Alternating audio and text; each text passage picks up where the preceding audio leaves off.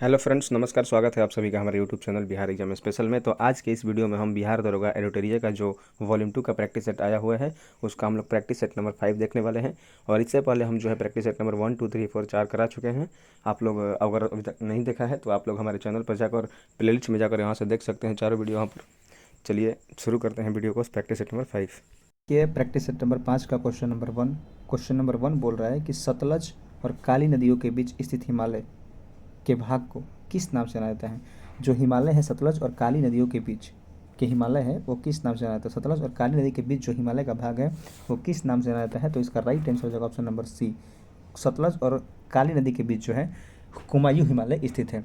देखिए, सिंधु से सतलज के बीच जो है आपका पंजाब हिमालय है, और सतलज से काली नदी के बीच जो आपका कुमायूं हिमालय है, और काली नदी से तीस्ता नदी के बीच जो है आपका नेपाल हिमालय है, और तीस्ता नदी से दिहांग या दिबांग या ब्रह्मपुत्र नदी के बीच जो स्थित है वो आपका असम हिमालय है।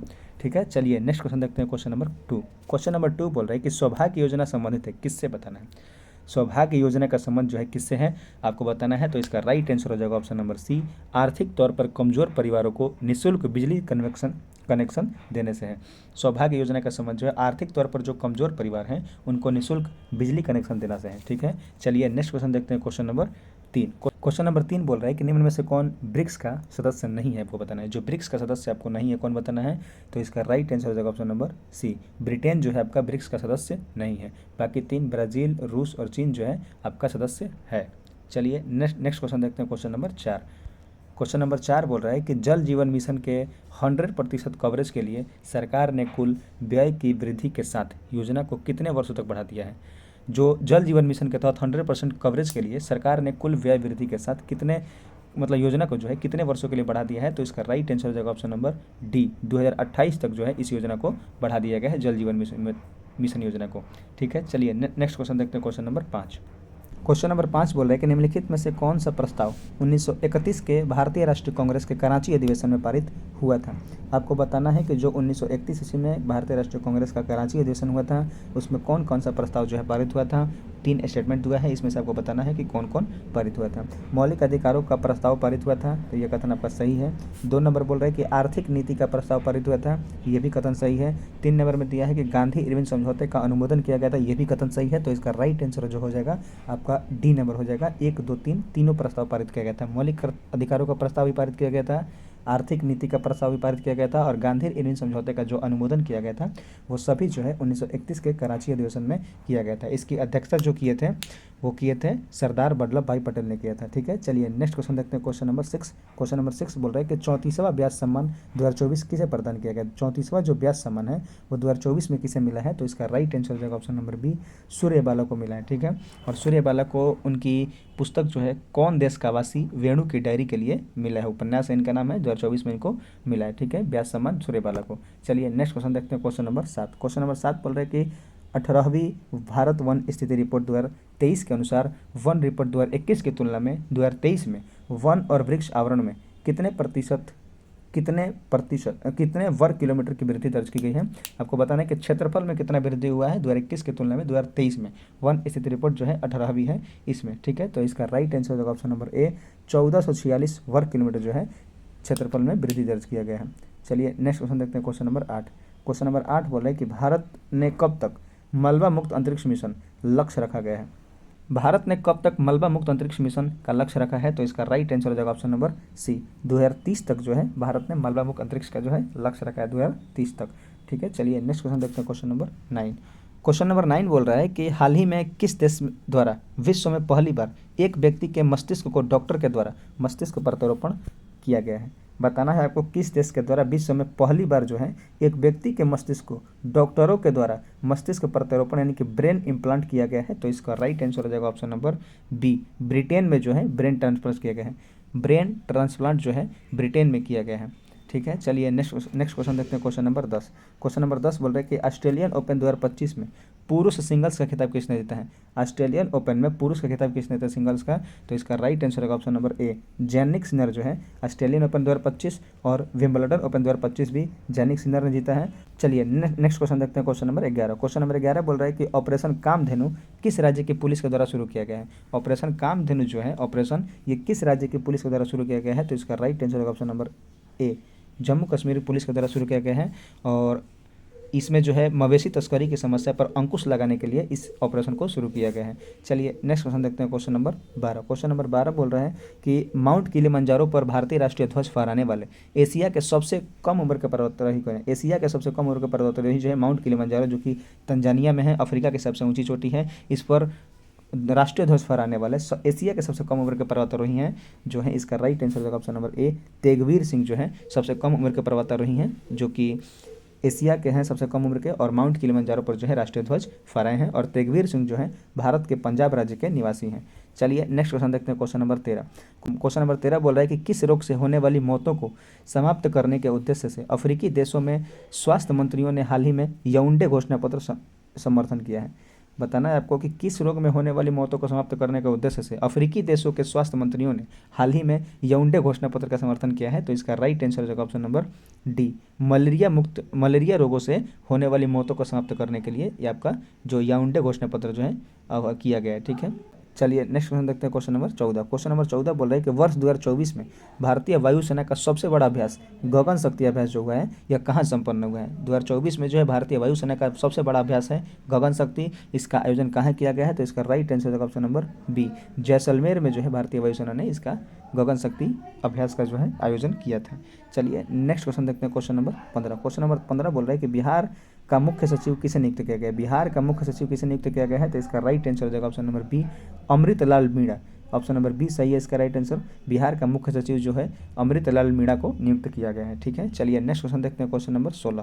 क्वेश्चन नंबर 16 बोल रहा है कि हाल ही में किस राज्य की विधानसभा ने एंटी रेप बिल 2024 पास किया है? किस राज्य की विधानसभा ने एंटी रेप बिल 2024 में पास किया है? तो इसका राइट आंसर हो जाएगा ऑप्शन नंबर डी, पश्चिम बंगाल राज्य ने एंटी रेप बिल 2024 जो है पास किया है। चलिए नेक्स्ट क्वेश्चन देखते हैं, क्वेश्चन नंबर 17। क्वेश्चन नंबर 17 बोल रहे हैं कि भारत का पहला जनरेशन बीटा बेबी बॉय किस राज्य में पैदा हुआ है? भारत का जो पहला है जनरेशन बीटा बेबी बॉय जो है किस राज्य में पैदा हुआ है? तो इसका राइट आंसर हो जाएगा ऑप्शन नंबर बी, मिजोरम राज्य में जो है जनरेशन बीटा का पहला बेबी बॉय पैदा हुआ है। चलिए नेक्स्ट क्वेश्चन देखते हैं, क्वेश्चन नंबर 18। क्वेश्चन नंबर 18 बोल रहा है कि ध्रुवीय उपग्रह प्रक्षेपण यान PSLV C61 रॉकेट में किस चरण में खराबी आने के कारण इसरो अपने जो है पृथ्वी अवलोकन उपग्रह EOS 09 को कक्षा में स्थापित करने में विफल रहे?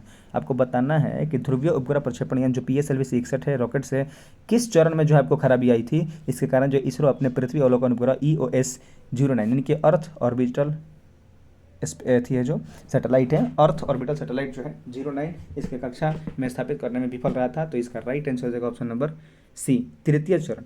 ये जो PSLV रॉकेट का है जो है तृतीय चरण में जो है खराबी आने के कारण इसको अपनी कक्षा में स्थापित करने में सफल नहीं रहा था जो है इसरो। ठीक है, चलिए नेक्स्ट क्वेश्चन देखते हैं, क्वेश्चन नंबर 19। क्वेश्चन नंबर 19 बोल रहा है कि संविधान के अनुसार नई अखिल भारतीय सेवाओं की शुरुआत की जाती है, किसके द्वारा की जाती है? संविधान के अनुसार आपको बताना है कि नई अखिल भारतीय सेवाओं का जो सृजन करता है इसका अधिकार जो है किसके पास है? तो इसका राइट आंसर हो जाएगा ऑप्शन नंबर बी, राज्यसभा के द्वारा किया जाता है। और यह राज्यसभा जो है अनुच्छेद 312 के अधीन जो है संसद को किसी भी नई अखिल भारतीय सेवा का सृजन करने का अधिकार दे सकता है। ठीक है, चलिए नेक्स्ट क्वेश्चन देखते हैं, क्वेश्चन नंबर 20। क्वेश्चन नंबर 20 बोल रहे हैं कि निम्न में से कौन सा भारत में सरकार के संसदीय स्वरूप की विशेषता को व्यक्त करता है?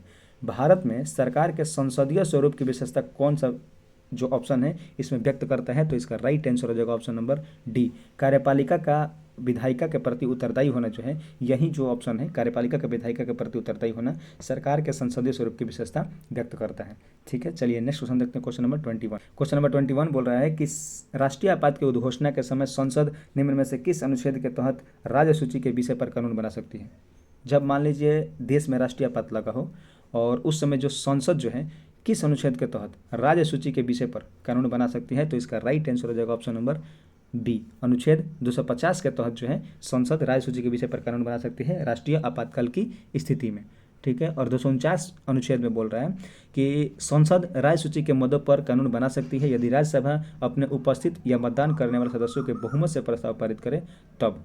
ठीक है, और अनुच्छेद 252 में दिया गया है कि यदि 2 या 2 से अधिक राज्यों के विधानमंडल इस आशय का प्रस्ताव पारित करें कि राज्य सूची के सूचीबद्ध किसी भी मद पर राष्ट्रीय कानून होना वांछनीय है तो संसद उन राज्यों के लिए कानून बना सकती है। और अनुच्छेद 253 में बोल रहा है कि संसद राज्य सूची के विषय पर कानून पारित कर सकता है यदि वह अंतर्राष्ट्रीय समझौते या विदेशी शक्तियों के साथ संधियों के कार्यान्वयन के लिए आवश्यक है। ठीक है, चलिए नेक्स्ट क्वेश्चन देखते हैं, क्वेश्चन नंबर 22। क्वेश्चन नंबर 22 बोल रहे हैं कि विधान परिषद के कुल सदस्यों में से कितने सदस्यों का अप्रत्यक्ष रूप से चुनाव होता है।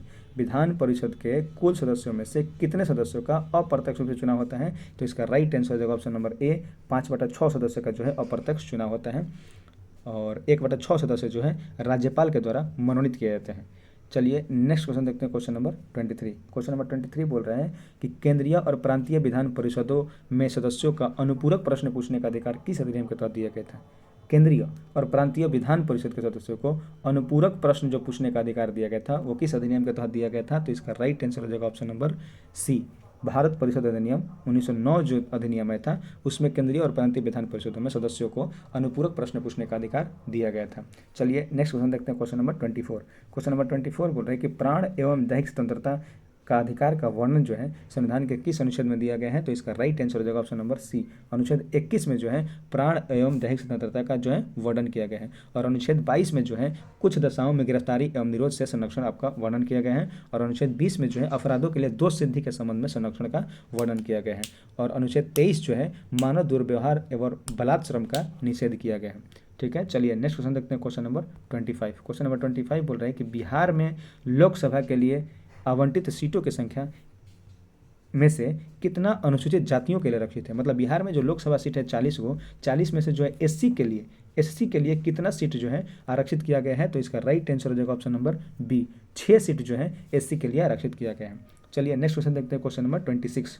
क्वेश्चन नंबर 26 बोल रहा है कि निम्नलिखित में से किसने या किन्होंने राष्ट्रपति नियुक्ति होने से पहले उपराष्ट्रपति के पद पर कार्य नहीं किया है।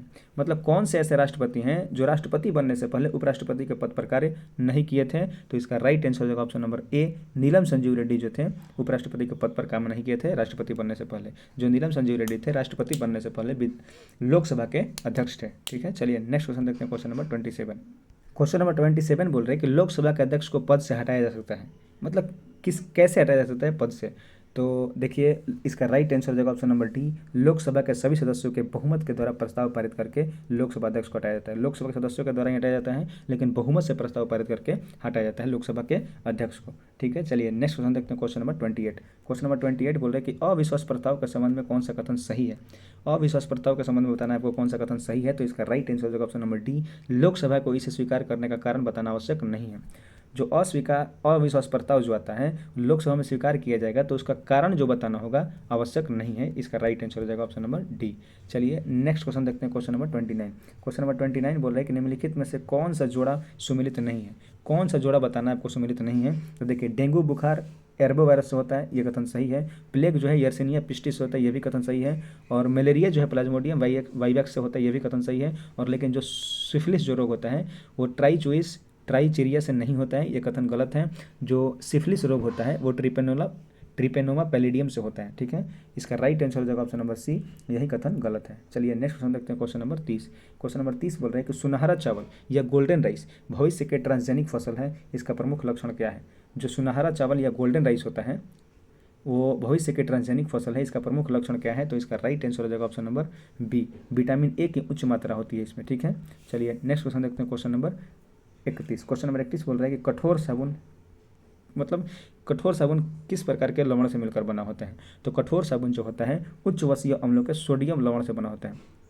सोडियम लवण से जो है कठोर साबुन जो है बना होता है और मुलायम साबुन जो होता है वो उच्च वसीय अम्लों के पोटेशियम लवण से मुलायम साबुन बनता है और सोडियम लवण से जो बनता है कठोर साबुन बनता है। चलिए नेक्स्ट क्वेश्चन देखते हैं, क्वेश्चन नंबर 32। क्वेश्चन नंबर 32 बोल रहा है कि निम्न स्तंभों को मिलान कर उचित विकल्प का चयन करना है। मिलान करना है आपको, तो देखिए मिलान कर लेते हैं। ग्रेप्स रोग जो होता है थायराइड ग्रंथि में होता है। ग्रेप्स रोग जो होता है आपका होता है वो थायराइड ग्रंथि में होता है। और डायबिटीज़ जो होता है वो अग्नाशय में होता है। और डायबिटीज़ इंसिपिड्स जो होता है वो पीयूष ग्रंथि में होता है। और एडिसन रोग जो होता है एड्रिनल कॉर्टेक्स में होता है। तो आपको मिलान करने पर आ रहा है 2 4 1 3, तो इसका राइट आंसर हो जाएगा ऑप्शन नंबर बी, 2 4 1 3 इसका राइट आंसर हो जाएगा ऑप्शन नंबर बी, 2 4 1 3। ठीक है, चलिए नेक्स्ट क्वेश्चन देखते हैं, क्वेश्चन नंबर 33 नंबर क्वेश्चन बोल रहा है कि सूची 1 को सूची 2 से सुमेलित करना है। सुमेलित करना है और आपको बताना है। ठीक है, चलिए देखते हैं। साइकस जो है वो सबसे बड़ा पूमंग है। साइकस जो है आपका सबसे बड़ा पूमंग है। साइकस जो है सबसे बड़ा पूमंग है। और लोडोसिया जो है लोडोसिया आपका सबसे बड़ा फल है। सबसे बड़ा फल कौन सा है? तो लोडोसिया है। और रेफ्लेसिया जो है सबसे बड़ा पुष्प है। सबसे बड़ा पुष्प है रेफ्लेसिया। और आर्किड जो है सबसे छोटा बीज है आर्किड। ठीक है, तो मिलान करने पर आ रहा है आपका 4 2 3 1। तो इसका राइट आंसर हो जाएगा आपका ऑप्शन नंबर ए, 4 2 3 1। ठीक है, चलिए नेक्स्ट क्वेश्चन देखते हैं। Question number 34। क्वेश्चन नंबर 34 बोल रहे हैं कि एक डाउन सिंड्रोम बालक में लिंग गुणसूत्र होता है। एक जो डाउन सिंड्रोम का बालक होता है उसमें लिंग गुणसूत्र कौन कौन सा होता है? तो इसका राइट आंसर होगा option number C, X Y जो है इसमें गुणसूत्र होता है।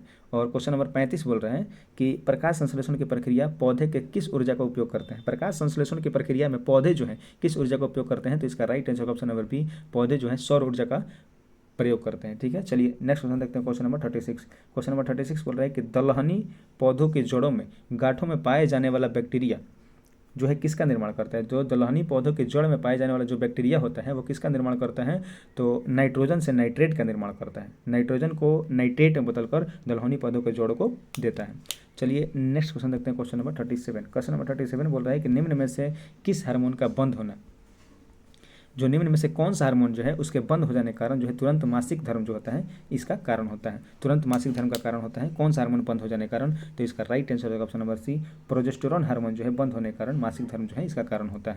चलिए नेक्स्ट क्वेश्चन देखते हैं। Question number 38। क्वेश्चन नंबर 38 बोल रहे हैं कि मानव में निम्नलिखित में से कौन सा एक रोग वायु के द्वारा फैल सकता है? मानव में जो है कौन सा रोग जो है वायु के द्वारा फैल सकता है? तो इसका राइट आंसर होगा ऑप्शन नंबर बी, टीबी जो है ये वायु के द्वारा फैल सकता है।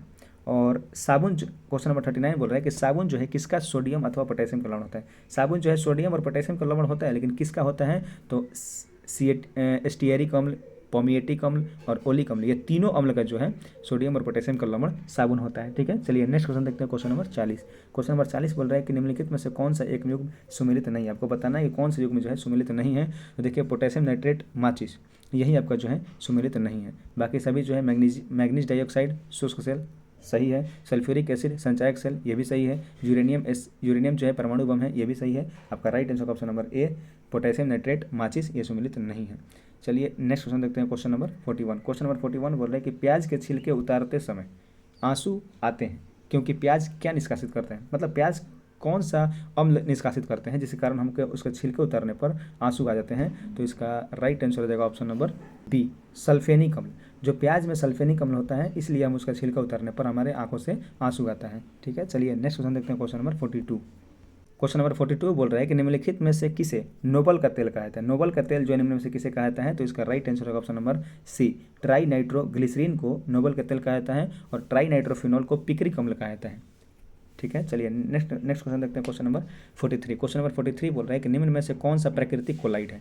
निम्न में से कौन प्राकृतिक कोलाइड है? तो इसका राइट आंसर होगा ऑप्शन नंबर डी, रक्त जो है प्राकृतिक कोलाइड का उदाहरण है। ठीक है, चलिए नेक्स्ट क्वेश्चन देखते हैं। Question number 44। क्वेश्चन नंबर 44 बोल रहा है कि मुक्त रूप से गति करने वाली वस्तु का उदाहरण कौन सा है?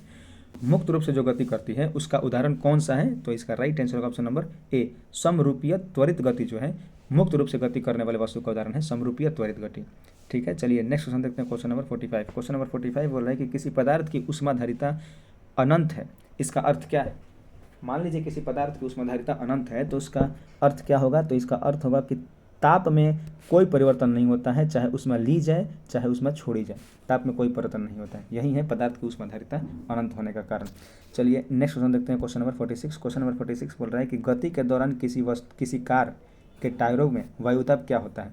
अगर कोई कार गति में है तो उस कार के टायर में जो वायुदाब होगा वो क्या होगा? तो वायुदाब जो है बढ़ जाता है, कार में जो है वायुदाब बढ़ जाता है गति करने के कारण। चलिए नेक्स्ट क्वेश्चन देखते हैं। Question number 47। क्वेश्चन नंबर 47 बोल रहा है कि निम्नलिखित में से कौन सा क्रम विद्युत चुंबकीय स्पेक्ट्रम में आवृत्ति के बढ़ते क्रम में है? आवृत्ति के बढ़ते क्रम में आपको बताना है कि विद्युत चुंबकीय स्पेक्ट्रम में कौन सा क्रम है। तो इसका right answer option number D, micro तरंग, अवरक्त तरंग, एक्स तरंग, गामा तरंग, ये जो है आवृत्ति के बढ़ते क्रम में है। चलिए नेक्स्ट क्वेश्चन देखते हैं। Question number 48। क्वेश्चन नंबर 48 बोल रहा है कि पादप कोशिका में निम्नलिखित में से किस में अपना स्वयं का डीएनए पाया है? पादप कोशिका के किस अंग में अपना स्वयं का जो है डीएनए पाया जाता है? तो इसका राइट आंसर होगा ऑप्शन नंबर सी, माइटोकॉन्ड्रिया और क्लोरोप्लास्ट में आपका स्वयं का जो है डीएनए पाया जाता है, और केंद्रक में भी पाया जाता है और माइटोकॉन्ड्रिया क्लोरोप्लास्ट दोनों में पाया जाता है। चलिए नेक्स्ट क्वेश्चन देखते हैं। Question number 49। क्वेश्चन नंबर 49 बोला कि निम्नलिखित में से कौन सुमेलित नहीं है? आपको बताना है कि राजवंश और सिक्के के धातुओं में कौन सा जो है सुमेलित नहीं है। देखिए कुषाण वंश स्वर्ण एवं ताम्र ये सही है। गुप्त वंश जो है स्वर्ण एवं रजत ये भी सही है। और सातवाहन जो वंश जो है स्वर्ण गलत है, ये सातवाहन वंश जो है स्वर्ण का सिक्का नहीं, ये सीसा का सिक्का जारी करते थे। ठीक है, तो इसका राइट आंसर होगा ऑप्शन नंबर सी। और जो कलचुरी वंश है स्वर्ण रजत ताम्र तीनों सही है, तो इसका राइट आंसर होगा ऑप्शन नंबर सी। सातवाहन जो है स्वर्ण नहीं होगा, इसका राइट आंसर होगा सीसा। ठीक है, चलिए नेक्स्ट क्वेश्चन देखते हैं, क्वेश्चन नंबर 50। क्वेश्चन नंबर 50 बोल रहा है कि राक्षस तंगड़ी या तालिकोटा का युद्ध जो है विजयनगर का शासक कौन था। जो तालिकोटा का युद्ध हुआ था उस समय विजयनगर का शासक कौन था, तो ये सदाशिव राव था। ठीक है, और तालिकोटा का जो युद्ध हुआ था वो 1565 ईस्वी में हुआ था। चलिए, और इस युद्ध के बाद जो है विजयनगर का पतन हो गया था। चलिए नेक्स्ट क्वेश्चन देखते हैं, क्वेश्चन नंबर 51।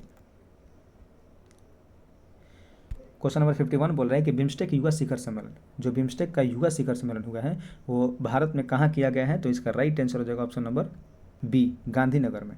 जो बिम्स्टेक युवा शिखर सम्मेलन 2025 में आयोजन किया गया है ये गुजरात राज्य के गांधीनगर में किया गया है। चलिए नेक्स्ट क्वेश्चन देखते हैं, क्वेश्चन नंबर 52। क्वेश्चन नंबर 52 बोल रहा है कि सिंधु घाटी सभ्यता के किस स्थल से कब्रिस्तान R37 का साक्ष्य मिला है। कब्रिस्तान R37 जो है हड़प्पा से मिला है, इसका right answer option number B, Harappa से जो है कब्रिस्तान R37 प्रमाण मिला है। चलिए नेक्स्ट क्वेश्चन देखते हैं, क्वेश्चन नंबर 53। गांधी जी के द्वारा रोलेक्ट एक्ट के विरोध में कब पूरे देश में हड़ताल का आयोजन किया गया था, तो इसका राइट आंसर होगा ऑप्शन नंबर ए, 6 अप्रैल 1919 ईस्वी को। गांधी जी ने रोलेक्ट एक्ट के विरोध में पूरे देश में 6 अप्रैल 1919 ईस्वी को हड़ताल का आयोजन किया था। चलिए नेक्स्ट क्वेश्चन देखते हैं, क्वेश्चन नंबर 54। क्वेश्चन नंबर 54 बोला है कि सल्तनत काल में मंत्री परिषद को क्या कहा जाता है। जो सल्तनत काल थी दिल्ली सल्तनत, उसमें मंत्री परिषद को क्या कहा जाता था, इसका राइट आंसर होगा ऑप्शन नंबर बी, मजलिस ए खलवत। दिल्ली सल्तनत में मंत्री परिषद को मजलिस ए खलवत कहा जाता था। चलिए नेक्स्ट क्वेश्चन देखते हैं, क्वेश्चन नंबर 55। क्वेश्चन नंबर 55 बोल रहा है कि सूची 1 को सूची 2 से सुमेलित कीजिए और तथा सूचियों को नीचे दिए कूट का प्रयोग करके सही उत्तर देना है। वैदिक कालीन वर्ण विभाजन और वर्ण आधारित कार्य विभाजन आपको मिलान करना है। चलिए मिलान कर लेते हैं। ब्राह्मण जो थे वो यज्ञ करते थे, और शूद्र जो थे वो सेवा करते थे, और वैश्य जो थे वो व्यापार करते थे, और क्षत्रिय जो थे रक्षा करते थे। तो देखिए मिलान करने पर आएगा आपका 2 1 4 3, तो इसका राइट आंसर हो जाएगा ऑप्शन नंबर ए, 2 1 4 3 आपका राइट आंसर हो जाएगा। चलिए नेक्स्ट क्वेश्चन देखते हैं, क्वेश्चन नंबर 56। क्वेश्चन नंबर 56 बोल रहा है कि शेरशाह ने किस युद्ध के विजय के बाद शेरशाह जो था किस युद्ध के विजय के बाद शेरशाह की उपाधि धारण किया था। शेरशाह ने किस युद्ध के विजय के बाद शेरशाह की उपाधि धारण किया था, तो इसका right answer option number C, Chausa के, जो 1539 ईस्वी में हुआ था, हुमायूं और शेरशाह के बीच हुआ था, और शेरशाह इसमें जीत गया था, और इसी के बाद शेरशाह ने शेरशाह की उपाधि धारण किया था। चलिए नेक्स्ट क्वेश्चन देखते हैं, क्वेश्चन नंबर 57। क्वेश्चन नंबर 57 बोल रहा है कि राजा राम मोहन राय के द्वारा स्थापित प्रथम संस्था निम्नलिखित में से कौन सी थी। जो राजा राम मोहन राय थे उनके द्वारा स्थापित की गई प्रथम संस्था कौन थी, तो इसका राइट आंसर होगा ऑप्शन नंबर ए, आत्मीय सभा। आत्मीय सभा की स्थापना जो है राजा राम मोहन राय ने 1815 ईस्वी में किया था, और ब्रह्म समाज की स्थापना जो है राजा राम मोहन राय ने 1828 में किया था, और दत्तोबोधिनी सभा की स्थापना जो है देवेंद्र टैगोर ने किया था 1839 ईस्वी में, और कलकत्ता यूनिटेरियन कमेटी की स्थापना जो है 1821 ईस्वी में किया था राजा राम मोहन राय ने, तो इसका right answer option number A, सबसे पहले आत्मीय सभा की स्थापना 1815 ईस्वी में किया था। चलिए नेक्स्ट क्वेश्चन देखते हैं, क्वेश्चन नंबर 58 बोल रहा है किस गवर्नर जनरल ने 1839 में कलकत्ता से शेरशाह सूरी मार्ग का नाम बदलकर ग्रैंड ट्रंक रोड कर दिया था, और इस मार्ग का पुनर्निर्माण कराया था। आपको बताना है कि किस गवर्नर जनरल ने 1839 में कलकत्ता से शेरशाह सूरी का मार्ग जो है उसका नाम बदलकर जीटी रोड यानी कि ग्रैंड ट्रंक रोड कर दिया था, और इसका पुनर्निर्माण कराया था, तो इसका राइट आंसर होगा option number C, Lord Auckland ने इसका निर्माण करवाया था और इसका नाम बदला था। ठीक है, चलिए नेक्स्ट क्वेश्चन देखते हैं, क्वेश्चन नंबर 59। क्वेश्चन नंबर 59 बोल रहे हैं कि अरबी यात्री जो था इब्न बतूता अरब यात्री था, मोरक्को से आया हुआ था, यह किस सुल्तान के शासनकाल में आया था, तो इसका राइट आंसर होगा ऑप्शन नंबर बी, मोहम्मद बिन तुगलक के शासनकाल में अरबी यात्री इब्न बतूता भारत आया था। चलिए नेक्स्ट क्वेश्चन देखते हैं, क्वेश्चन नंबर 60। क्वेश्चन नंबर 60 बोल रहा है कि भारत छोड़ो आंदोलन के समय इंग्लैंड का प्रधानमंत्री कौन था। भारत छोड़ो आंदोलन जो 1942 ईस्वी में हुआ था, 1942 ईस्वी में हुआ था, उस समय इंग्लैंड का प्रधानमंत्री कौन था, तो इसका राइट आंसर होगा option number D, Winston Churchill. Winston Churchill Bharat छोड़ो आंदोलन के समय और द्वितीय विश्व युद्ध के समय भी यही थे, इनका कार्यकाल था 1940 से 45 तक। चलिए नेक्स्ट क्वेश्चन देखते हैं, क्वेश्चन नंबर 61। क्वेश्चन नंबर 61 बोल रहा है कि भारत में प्रथम अंग्रेजी समाचार पत्र प्रारंभ किसने किया था। भारत में जो है प्रथम अंग्रेजी समाचार पत्र जो है इसका प्रारंभ किसने किया था, तो इसका राइट आंसर हो जाएगा ऑप्शन नंबर डी, इनमें से कोई नहीं। और जो अंग्रेजी समाचार पत्र का प्रकाशन किया था किसने, तो 1780 ईस्वी में जेम्स अगस्टस हिकी ने भारत का पहला समाचार पत्र बंगाल गजट प्रकाशित किया था। ठीक है, चलिए नेक्स्ट क्वेश्चन देखते हैं, क्वेश्चन नंबर 62। क्वेश्चन नंबर 62 बोल रहा है कि निम्नलिखित में से कौन सा राष्ट्र द्वितीय विश्व युद्ध में मित्र राष्ट्रों के समूह में था। द्वितीय विश्व युद्ध में मित्र राष्ट्र की ओर से कौन सा जो देश है वो शामिल था, तो इसका राइट आंसर होगा ऑप्शन नंबर बी, यूएसए जो है द्वितीय विश्व युद्ध में मित्र राष्ट्र था, और ये दोनों जो थे धुरी राष्ट्र थे। इटली और जापान जो थे धुरी राष्ट्रों से शामिल थे द्वितीय विश्व युद्ध में। चलिए नेक्स्ट क्वेश्चन देखते हैं, क्वेश्चन नंबर 63। क्वेश्चन नंबर 63 बोल रहे हैं कि पारिस्थितिकी तंत्र के घटक होते हैं कौन कौन। पारिस्थितिकी तंत्र के देखिए दो घटक होते हैं, एक होता है जीव और एक होता है अजीव। पारिस्थितिकी तंत्र के दो घटक हैं, जीव और अजीव, तो इसका राइट आंसर होगा ऑप्शन नंबर बी, जीव और अजीव। ठीक है, चलिए नेक्स्ट क्वेश्चन देखते हैं, क्वेश्चन नंबर 64। क्वेश्चन नंबर 64 बोल रहा है आवृत्ति के आधार पर भारत में मुख्यतः भूकंप संभावित क्षेत्र स्थित कहाँ पर है। आवृत्ति के आधार पर बताना है कि भारत में कौन सा क्षेत्र जो है भूकंप संभावित क्षेत्र है, तो इसका राइट आंसर होगा ऑप्शन नंबर बी, हिमाचल और कच्छ का जो क्षेत्र है वो भूकंप संभावित क्षेत्र है। ठीक है, चलिए नेक्स्ट क्वेश्चन देखते हैं, क्वेश्चन नंबर 65। क्वेश्चन नंबर 65 बोल रहे हैं कि तुमलापल्ली खदान जो है, जिसे दुनिया का सबसे बड़ा यूरेनियम का खदान का भंडार माना जाता है, ये जो है कहाँ स्थित है। तुमलापल्ली जो है दुनिया का सबसे बड़ा यूरेनियम भंडार है, ये किस राज्य में स्थित है, तो इसका राइट आंसर होगा option number D, Andhra Pradesh में तुमलापल्ली जो है खदान है और यूरेनियम का सबसे बड़ा भंडार है। चलिए नेक्स्ट क्वेश्चन देखते हैं, क्वेश्चन नंबर 66। क्वेश्चन नंबर 66 बोल रहे हैं गंगा के मैदान को किस रूप में वर्णित किया जाता है। तो गंगा के मैदान को जो है, गंगा के मैदान को किस रूप में वर्णित किया जाता है, तो इसका right answer option number C, geosyncline. गंगा के मैदान को जियोसिनक्लाइन के रूप में वर्णित किया जाता है। ठीक है, चलिए नेक्स्ट क्वेश्चन देखते हैं, क्वेश्चन नंबर 67। क्वेश्चन नंबर 67 बोल रहा है कि निम्नलिखित में से कौन सी जल संधि अमेरिका को रूस से अलग करती है।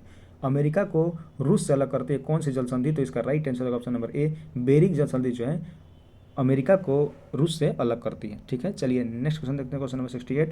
क्वेश्चन नंबर 68 बोल रहे हैं कि वर्षा जल संचयन किसके लिए फायदेमंद है। वर्षा जल का जो संचयन कहते हैं वो जो है उसका फायदा क्या है, तो इसका right answer option number D, भूमिगत जल में सुधार के लिए। वर्षा जल में जो संचयन कहते हैं भूमिगत जल में सुधार करने के लिए किया जाता है। चलिए नेक्स्ट क्वेश्चन देखते हैं, क्वेश्चन नंबर 69। क्वेश्चन नंबर 69 बोल रहे हैं कि स्वर्णिम चतुर्भुज राजमार्ग भारत के किन शहरों को आपस में जोड़ता है। जो स्वर्णिम चतुर्भुज राजमार्ग है वो भारत के किन किन शहरों को आपस में जोड़ता है, तो इसका राइट आंसर होगा option number A, Delhi, Calcutta, Chennai, Mumbai को आपस में जोड़ता है। ठीक है, चलिए नेक्स्ट क्वेश्चन देखते हैं, क्वेश्चन नंबर 70।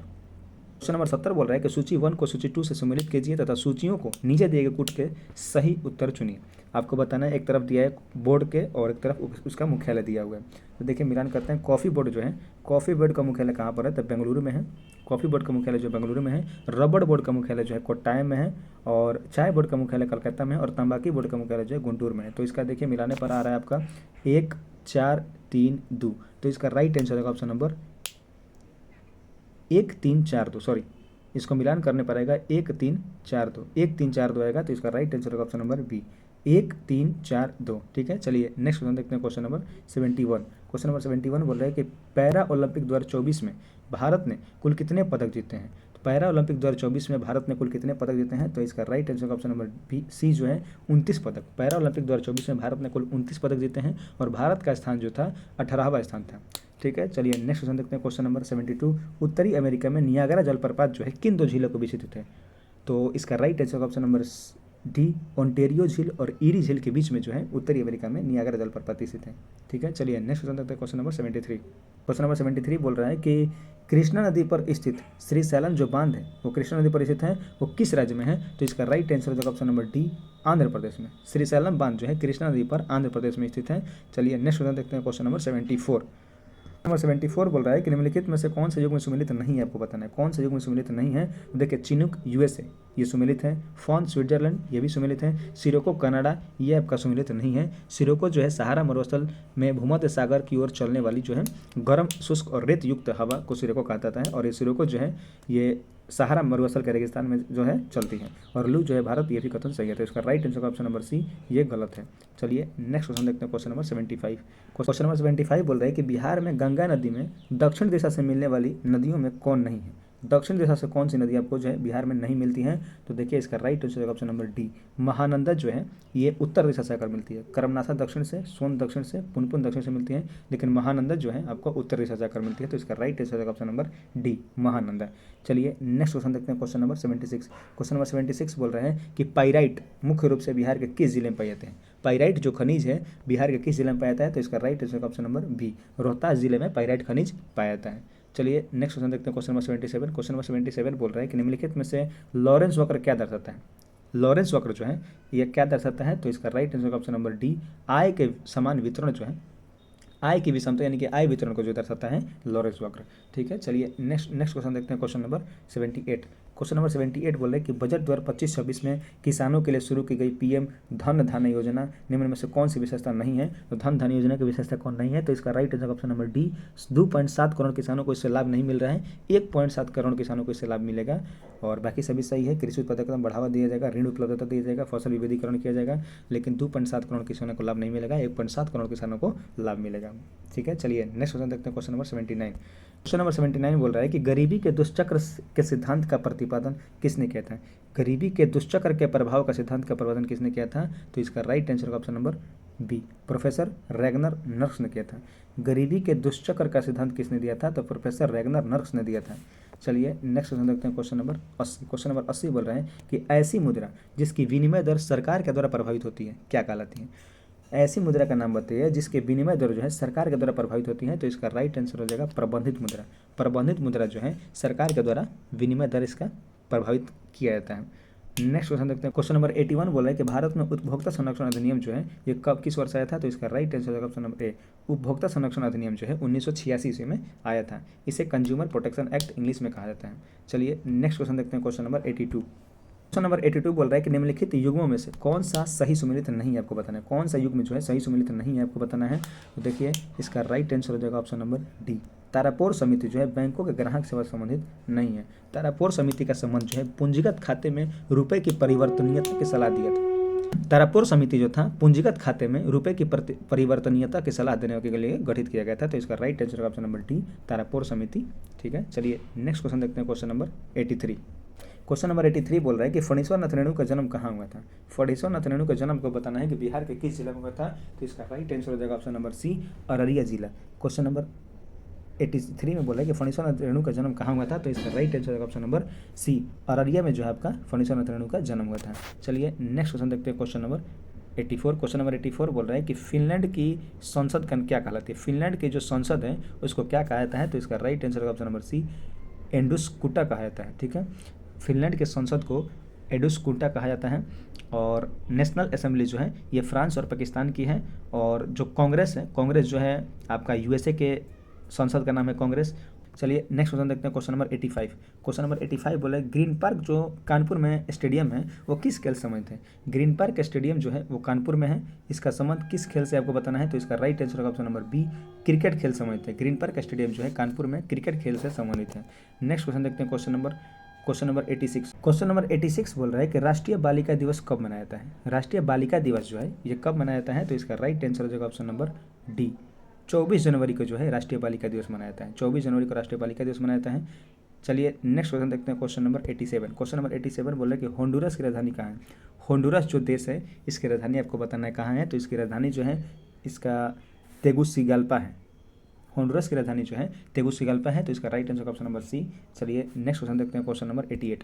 क्वेश्चन नंबर 88 बोल रहे हैं कि एंकर शब्दावली जो है, एंकर शब्दावली वो किस उसका उपयोग जो है कहाँ किया जाता है, तो इसका उपयोग जो है रिले रेस में किया जाता है। एंकर शब्दावली का प्रयोग जो है रिले रेस में किया जाता है। चलिए नेक्स्ट क्वेश्चन देखते हैं, क्वेश्चन नंबर 89। क्वेश्चन नंबर 89 बोले कि अंतर्राष्ट्रीय न्यायालय जो है, अंतर्राष्ट्रीय न्यायालय का मुख्यालय कहाँ। अंतर्राष्ट्रीय न्यायालय का मुख्यालय जो है द हेग में है, नीदरलैंड में। ठीक है, अंतर्राष्ट्रीय न्यायालय का मुख्यालय जो है द हेग नीदरलैंड में है, तो इसका राइट आंसर हो जाएगा ऑप्शन नंबर ए। चलिए नेक्स्ट क्वेश्चन देखते हैं, क्वेश्चन नंबर 90। क्वेश्चन नंबर 90 बोल रहा है कि स्वर संधि कितने प्रकार के होते हैं। जो संधि के 3 भेद होते हैं, स्वर संधि, व्यंजन संधि, विसर्ग संधि, उसमें से स्वर संधि के कितने भेद होते हैं आपको बताना है, तो इसका राइट आंसर होगा ऑप्शन नंबर डी, 5 भेद होते हैं। स्वर संधि के जो है 5 भेद होते हैं। चलिए नेक्स्ट क्वेश्चन देखते हैं, क्वेश्चन नंबर 91। क्वेश्चन नंबर 91 बोल रहा है कि which is not a possessive pronoun. कौन सा आपको बताना है इसमें से कि पोसेसिव प्रोनाउन नहीं है, तो इसका राइट आंसर होगा ऑप्शन नंबर बी, इट्स जो है पोसेसिव प्रोनाउन नहीं है। बाकी सभी जो है हर्ष, योर्स और आवर्स जो है पोसेसिव प्रोनाउन है। चलिए नेक्स्ट क्वेश्चन देखते हैं, क्वेश्चन नंबर 92। क्वेश्चन नंबर 92 बोल रहा है which one is not correct बताना है। Which one is not correct मतलब कौन सा आपको जो है करेक्ट नहीं है आपको बताना है, तो इसका राइट आंसर हो जाएगा ऑप्शन नंबर डी, फोटोज में जो है ईएस नहीं होता है, फोटोज में केवल एस लगता है, तो इसलिए इसका राइट आंसर होगा ऑप्शन नंबर डी। बाकी सभी सही है, मैंगोज में ईएस लगता है, हीरोज में ईएस लगता है, पोटैटोज में ईएस लगता है, लेकिन फोटोज में एस लगता है, इसलिए ये आपका गलत हो जाएगा। चलिए नेक्स्ट क्वेश्चन देखते हैं, क्वेश्चन नंबर 93। क्वेश्चन नंबर 93 बोल रहा है कि द्विज जो है, द्विज इनमें से किसका प्रवाची शब्द है। जो द्विज है इनमें से किसका प्रवाची शब्द आपको बताना है, तो इसका राइट आंसर हो जाएगा ऑप्शन नंबर सी, जो ब्राह्मण है उसका पर्यायवाची शब्द है द्विज। द्विज का पर्यायवाची शब्द है द्विज का ब्राह्मण। ठीक है, चलिए नेक्स्ट क्वेश्चन देखते हैं, क्वेश्चन नंबर 94। क्वेश्चन नंबर 94 बोल रहा है कि निम्नलिखित में से कौन से संत भक्ति के निर्गुण और सगुण रूपों में आस्था रखते थे।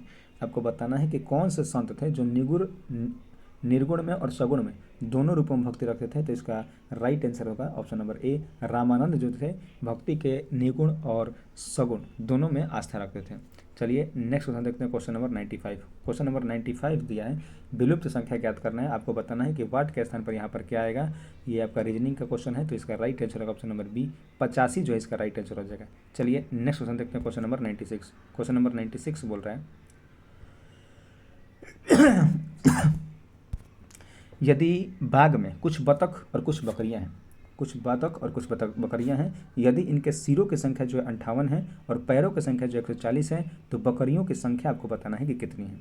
ये आपका मैथ क्वेश्चन है, आप लोग इसको सॉल्व कर लीजिएगा और सॉल्व करने पर इसका आंसर आएगा ए, मतलब 12 जो है इसमें बकरियां हैं और बाकी जो है आपका बतख है। ठीक है, चलिए नेक्स्ट क्वेश्चन देखते हैं, क्वेश्चन नंबर 97। क्वेश्चन नंबर 97 बोल रहा है, ये आपका रीजनिंग का क्वेश्चन है, आपको रीजनिंग का क्वेश्चन है, इसको सॉल्व कर लीजिएगा। इसका राइट आंसर आ रहा है ऑप्शन नंबर सी, KM 576 आ रहा है। ठीक है, चलिए नेक्स्ट क्वेश्चन देखते हैं, क्वेश्चन नंबर 98। क्वेश्चन नंबर 98 में मैथ क्वेश्चन है कि यदि कोई धनराशि 5% चक्रवृद्धि ब्याज की दर से 3 वर्षों में 55,566 रुपये हो जाती है, तो वह धनराशि क्या है। आपको बताना है कि 5% ब्याज की दर से 3 वर्षों में 55,566 रुपये हो जाती है, तो धनराशि क्या है। तो इसका राइट आंसर हो जाएगा ऑप्शन नंबर ए, 48,000 धनराशि। ठीक है, चलिए नेक्स्ट क्वेश्चन देखते हैं, क्वेश्चन नंबर 99। क्वेश्चन नंबर 99 में दिया है कि ये आपका रीजनिंग है, आपको बताना है कि सीरीज में अंतिम पद पर क्या आएगा वाट के स्थान पर। तो इसका राइट आंसर होगा ऑप्शन नंबर ए, 336 इसका आएगा। और 100 नंबर भी क्वेश्चन मैथ का है कि 3√40 मतलब 40 का आपको घनमूल बताना है। तो इसका right answer option number A, 16 आ जाएगा। ठीक है, तो इसी के साथ आप लोगों का सेट नंबर जो 5 है वो समाप्त हो चुका है। और आप लोगों का स्कोर कितना रहा इस सेट में आप लोग कमेंट में ज़रूर बताइएगा। और अगर आपको वीडियो पसंद आई होगी तो वीडियो को लाइक कीजिएगा और ज़्यादा से ज़्यादा अपने दोस्तों में शेयर कीजिएगा, ताकि हमें भी कुछ मोटिवेशन मिल सके और आप लोग के लिए वीडियो हम बना सकें। और चलिए मिलते हैं नेक्स्ट वीडियो में सेट नंबर 6 लेकर, तब तक के लिए धन्यवाद।